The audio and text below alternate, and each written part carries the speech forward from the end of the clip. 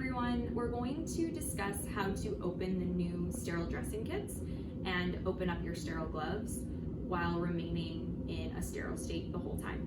So the first thing you want to do is identify the surface that you're going to be using to open up your sterile field. In this case, we'll be using our bedside table. We need to clean off our bedside table using our wipes so that we can prevent any transfer of bacteria from the table onto our sterile field. So what we'll do is wipe the table down. Of course, we know with these wipes, you need to have a wet time of 2 minutes.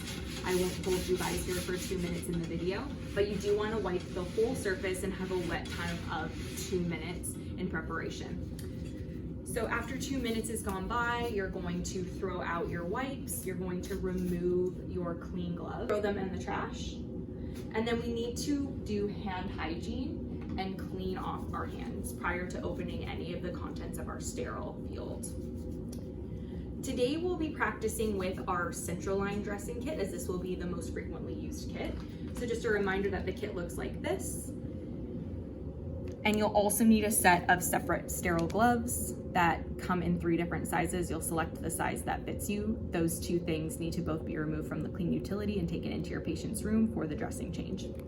So after we've allowed our surface to fully dry, we're going to get ready to open up our sterile kit and prepare our sterile field. So on our dressing kit here, we have little corners that will allow you to easily peel up. Remember, when we open a sterile field, we always want to open it away from ourselves. So we'll very controlled open up our sterile field here, taking care not to have any of the area that we're touching with our fingers come back into the sterile kit. This will be trash. As you can see in the top of our kit here, we have hand sanitizer and we have 2 masks. So we'll remove the hand sanitizer, taking care not to touch anything extra, set that off to the side. We'll then pinch into the top of the masks without touching anything else in the sterile field. So the first mask is for me. I'm gonna place that on right now before I go any further. The second mask in here is going to be for your patient. So bearing in mind that right now we are in the midst of COVID-19, so all of us are wearing masks already as healthcare practitioners, but in the future, hopefully we will go back to not wearing masks all the time, and this will be the practice.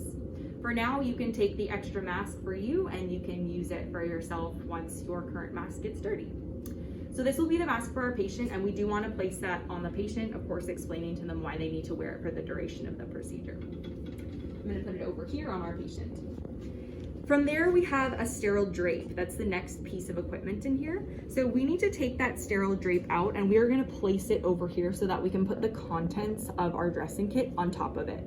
Of course, we need to take care not to touch anything else in the kit, so this is a very crucial step.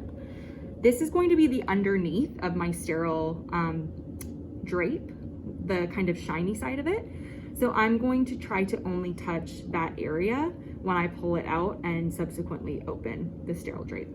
So I'm just gonna pinch the sterile drape, and then I'm just going to allow it to open naturally without touching any other surface.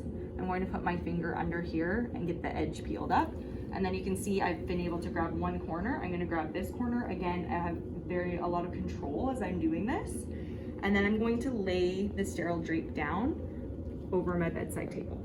So now the center of this, remember you have a 1-inch radius on the outside that is not sterile. We don't want anything to touch that, but the center of this has remained sterile. So I can now take the contents of my dressing tray and I'm going to do a transfer of all of the contents into the middle of the sterile field, trying not to contaminate. So I'm just gonna come over the center. I'm going to be very low down and try not to have the edges of the kit touch anything. Just gonna give it a little wiggle, and as you can see, everything comes out in a very controlled manner. I can then throw this in the trash.